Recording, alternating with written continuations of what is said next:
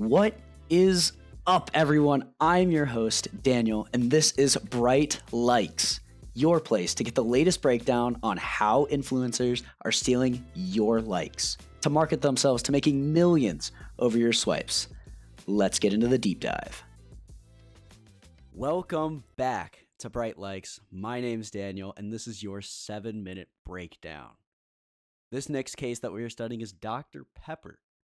Now, we've kind of mentioned some of the others. We have Logan Paul, kind of that creator. We also have other companies in the past like Starbucks who have kind of made their own book on how they want to market. But Dr. Pepper, they're kind of different. They're not normal at all. They took the idea of having that branding book. It's just, I like to think of it as this big book that has all the ideas of every brand. And, some of them are taken and recycled and made their own. And I like to think that Dr. Pepper took that book and took a big bite out of it. Just a bite out of the corner, ripped it right off, spit it back onto the ground, and then stepped on it, and then threw the other book the rest of the book in the fire. I mean, some of their products just don't make any sense when they market them. They by no means have any sense, any cohesion with any of their commercials, but they make it work in the weirdest way possible. All right, let me read you some of the commercial names, and you tell me what these all have in common. When watching some of their commercials, we have It's a Sweet One, Dr. Dre, Blackberry Friday, Larry Culpepper, and Fansville. Now, again, I know these aren't necessarily, seeing the commercial, you're just hearing the name, but they're all different. They're all vastly different. We talked about Blackberry Friday. That's talking about a single one of their flavors. Dr. Pepper has over 32. The big difference between Dr. Pepper's idea of strategy and how they came to this idea is because they were known as the little brothers in the soda industry. I mean, you got the giant war between Coke versus Pepsi, and then you got the little brother, Dr. Pepper, just, kind of over in the corner, not really in the big mainstream thing. He's just kind of hanging out down there. And so Dr. Pepper has to get ambitious. They have to get crazy. And they have to think harder about how they can market themselves to be different than the other two who are just throwing money back at reporters, at anyone that wants to talk about them. So they start making more flavors. And when they start making more flavors, they start attracting more people. And suddenly you have a whole fan base who, some of them like this flavor, some of them like that flavor. And there's 32 of them now.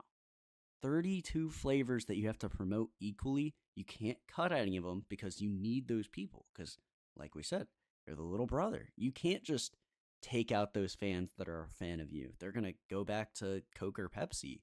You got to hold on to every bit of relevance you can. So how do you reach them all? Well, they started turning to demographics. We talked about Fansville being one of them, Larry Culpepper. Those are two prime examples of them trying to capture that NFL marketing. I did some research on Dr. Pepper, and they said it themselves that none of their branding makes sense. And they said they did it on purpose. The reason they're so crazy with it is because their company is the same way. There's 32 flavors of craziness going on throughout the whole company. Nothing really makes sense, and they don't want to be known as just a soda. They want to be known as a brand, as, something to look up to, something to be ingrained with. And I think they do a great job of that. When I think of Coke or Pepsi, I just think of the drink. I'm not thinking of, they have this influencer helping them out, or, Fansville, they're starting to write whole seasons. People are starting to be a part of it. They're waiting for the next episode of a commercial. I looked up on YouTube some of the Fansville commercials and, there's the season premiere, there's, you know, a storyline being made in a commercial. And that's not always the case when you look at Coke or Pepsi. It's, hey, come buy our product. We know we're better. That's it. And the difference of attack plans is something that really needs to be looked at. Honestly, Dr. Pepper just does a great job of, embracing the difference in cultures. And I know I mentioned them, kind of changing the book or spitting it out kind of in a sense, but their difference has shaped them into a team that they are today. And although I really do not understand some of their craziness when it comes to how they market and how they see each other in the world, but overall, I think they're doing it right.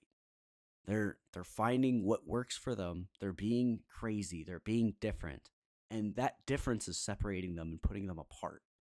So if you're wanting to be different like them, then you don't have to worry about what the big brands are doing. You can shape your own destiny.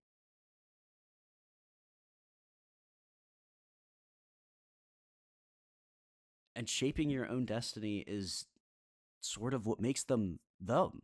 You know, they came from a great story. They have a story to tell, and they have fans who love that story.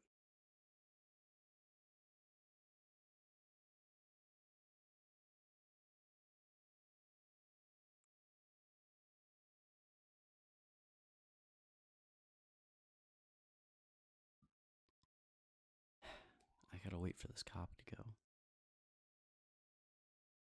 Okay, cool.